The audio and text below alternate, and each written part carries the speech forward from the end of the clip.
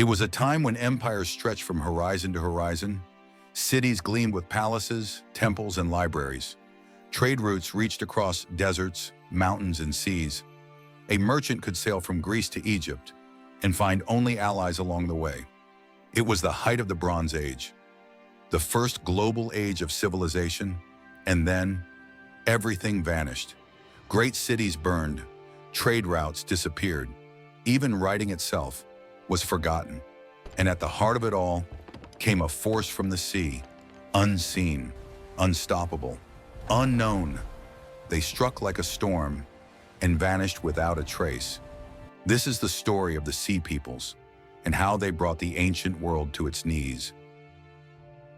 Before the fall, the world was full of power.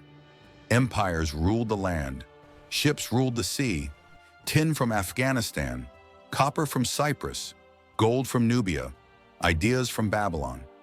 This was a connected world, a vast network of trade and culture. Bronze, the metal of the age, was everywhere, in weapons and tools, in art. But bronze had a secret. To make it, you needed tin and copper. From thousands of miles apart, the system worked until it didn't. Like a spider's web stretched too tight. The Bronze Age was beautiful and fragile. In ancient Greece, the Mycenaeans rose to power, warrior kings in mighty stone citadels. They etched their words into clay, forged weapons from bronze, and perhaps, just perhaps, sparked the legends of Troy. To the east, from the highlands of Anatolia, the Hittites built an empire of stone and strategy. Warriors, yes, but also diplomats, kings who signed treaties with Egypt and crushed their rivals when the time came. From Hattusa, they ruled vast lands and controlled vital trade routes. And in Egypt, the pharaohs reigned like gods on earth. Their names carved into stone. Their armies marched across deserts. Temples rose to outlast time. They believed their rule was eternal. From Babylon to Ugarit, Cyprus to Crete, cities rose like stars across the map. Trade flowed. Culture flourished. It was a world of connection. Until one day, the letters stopped. The palaces burned. The ships never returned. It began with a letter, scratched into clay, hurried, final. The enemy is approaching. My ships are gone. Help! It was a message from the king of Ugarit, a desperate plea for aid. By the time it arrived, the city was gone. No defenders, no survivors, no rebuilding, just charred stone and silence. Ugarit had stood for centuries, wealthy, literate, connected, a jewel of the Bronze Age, a hub of diplomacy and trade.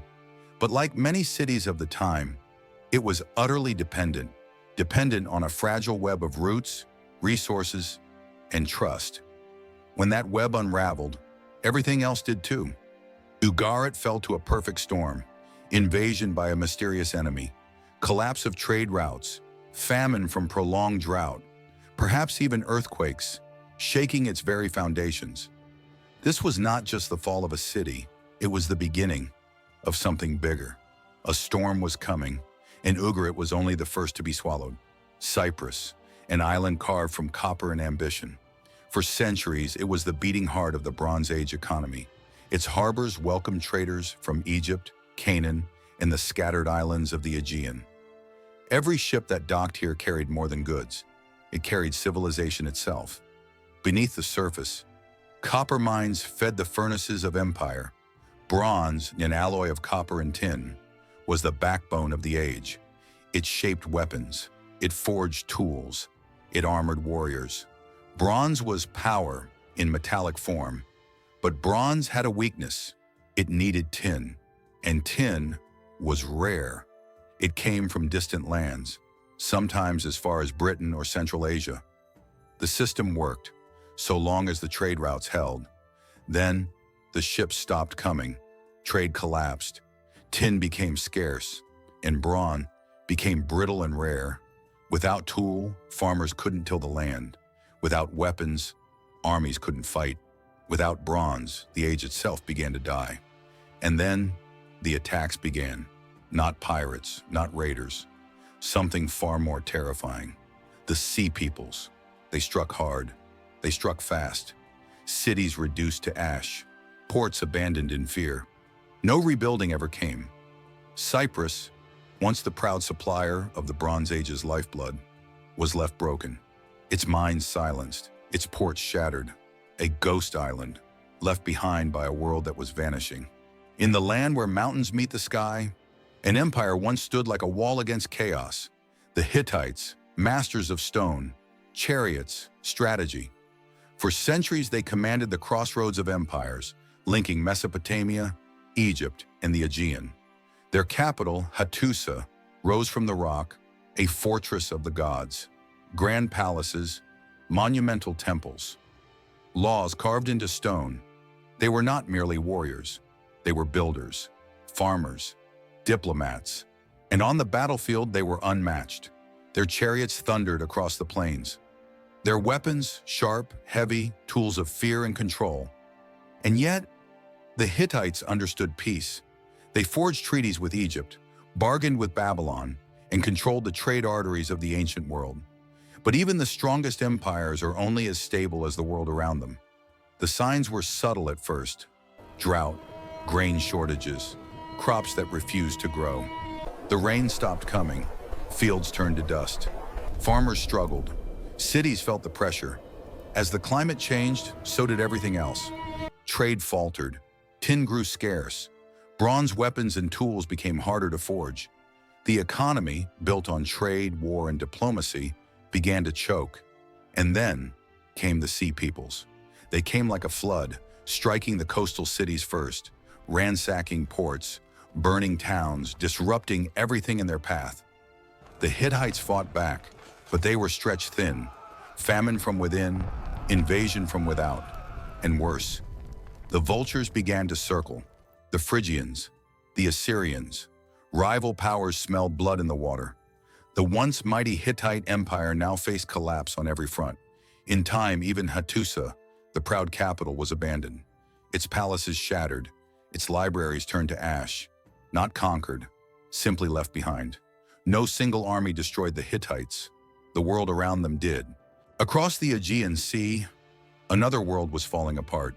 The Mycenaeans, warrior kings of ancient Greece. Their palaces crowned the hills, fortified, rich, and powerful. From Mycenae to Pylos, they ruled with bronze and ambition. Like the Hittites, they too relied on trade. They too depended on the fragile network that tied the ancient world together. And just like the others, their world began to unravel. Trade routes vanished, harvests failed, internal unrest grew. And then the Sea Peoples came. The Mycenaeans were already weakened. The Sea Peoples delivered the final blow. Their cities were burned, palaces reduced to rubble, the warrior kings gone. Even writing disappeared in Greece. For centuries afterward, not a single word was recorded. It was a Greek dark age, born in fire and silence, not in one great battle, but in the relentless crash of 1,000 waves. For over 1,000 years, Egypt stood eternal, a kingdom of gods and kings carved in stone and shaped by the Nile. Temples stretched toward the sky, tombs sank deep into the earth. Its cities pulsed with life, grain, gold, and power. Pharaohs ruled not just with armies, but with divine authority. They conquered, negotiated, and endured. While other kingdoms rose and fell, Egypt remained. But even the eternal must face the storm. In the 12th century BCE, a new enemy appeared on the horizon. The Sea Peoples. They were not like Egypt's old enemies. They were many tribes, displaced, desperate, and deadly, driven by famine, by drought, by the collapse of their own shattered homelands. The pharaohs had faced invasions before, but never like this. This was not a battle for land. It was a fight for survival. At the heart of Egypt's defense stood one man, Ramesses III, the last great pharaoh of the new kingdom. He had inherited a kingdom of splendor and found himself fighting to keep it alive. The Sea Peoples descended in waves, their ships black against the sun. They plundered the coasts, set towns ablaze, and carved a path of devastation. But Egypt fought back. The clash was brutal. The Nile ran red with war. Ramesses III rallied his people, not just soldiers, but the entire kingdom. This was not just a battle of armies, it was a battle of worlds. And in the end, Egypt stood victorious. The sea peoples were repelled, their fleets shattered. The pharaoh had done what no other king could, survive the storm. But victory came at a cost. Egypt survived, but it was never the same again. The economy weakened, the borders shrank, the power of the pharaohs dimmed. The new kingdom was fading, Egypt endured, but its golden age was over. By the end of the 12th century BCE, the ancient world had changed forever. The Mycenaeans, gone. The Hittites, gone. Ugarit, ashes. Cyprus, broken. Egypt, wounded.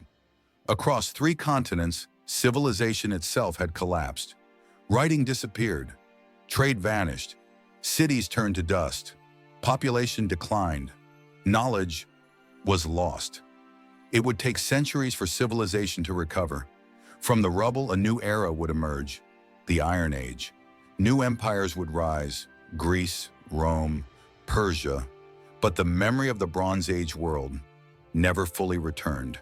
It was a world of complexity, of connection, of beauty, and it vanished, almost overnight. To this day, we don't fully know who the Sea Peoples were, but the clues are beginning to take shape. Egyptian records give us names: the Peliset, the Shurden, the Danaan, the Shekelesh, the Checker. The Peliset likely became the Philistines. The Shurden may link to Sardinia. The Danaan echo the Danaans of Homer. The others? Still, a mystery. They weren't one people. They were many. Some may have come from the Aegean, Mycenaeans or islanders driven by famine.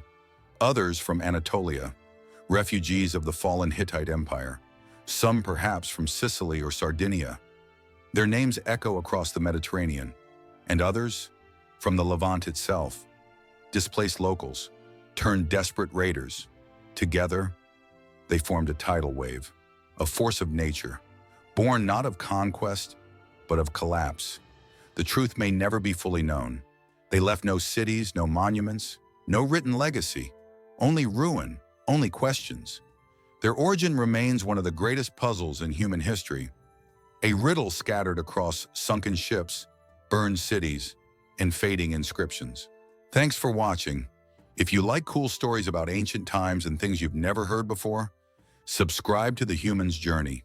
There's so much more to discover.